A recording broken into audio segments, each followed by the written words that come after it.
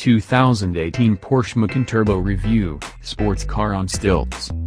With 440 horsepower and outstanding dynamics, the Macan Turbo fully deserves its Porsche crest.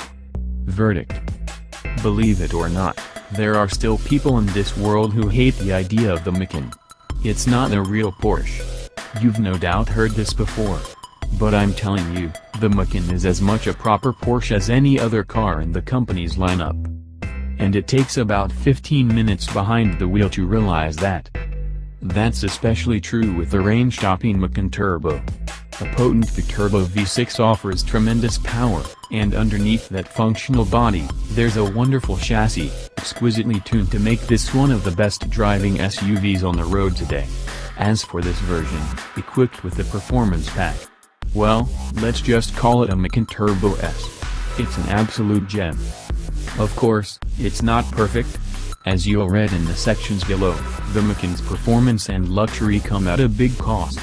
My gut tells me this car deserves at least a 9/10 rating, but in the context of all SUVs, even luxury ones, the Turbo's incredible performance can't completely make up for its high cost and low fuel economy.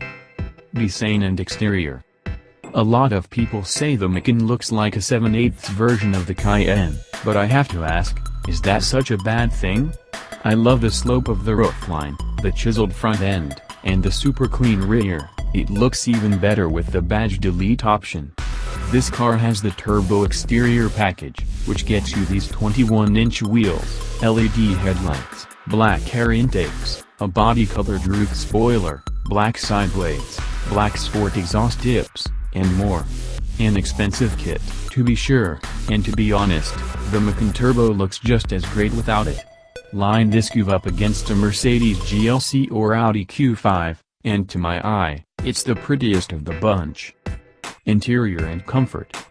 I'll admit, the sheer number of buttons on the Macan's center stack is overwhelming at first blush, but live with the car for a week, and you get used to it.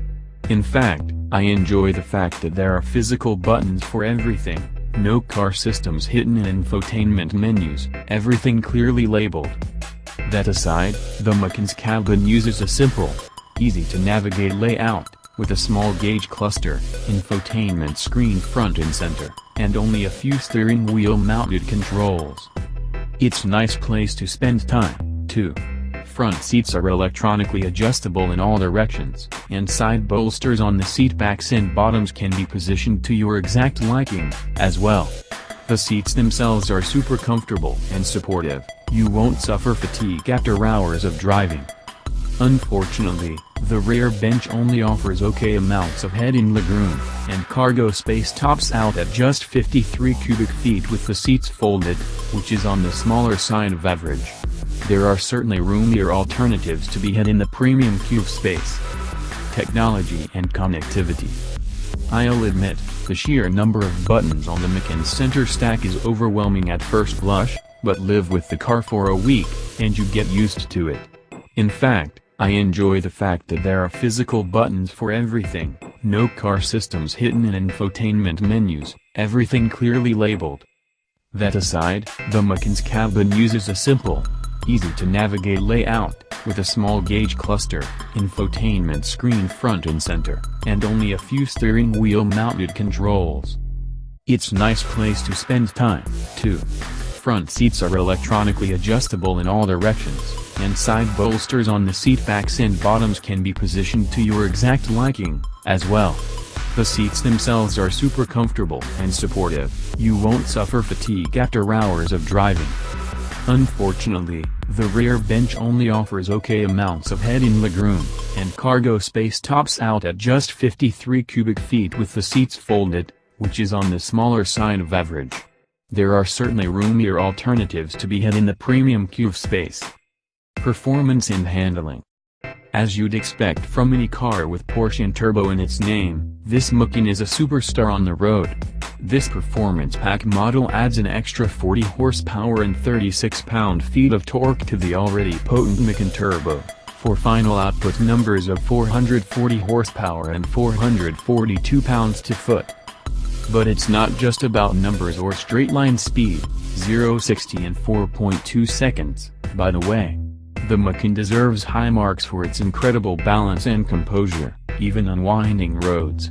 The steering is nicely weighted, with lots of great feedback. There's little body roll while cornering.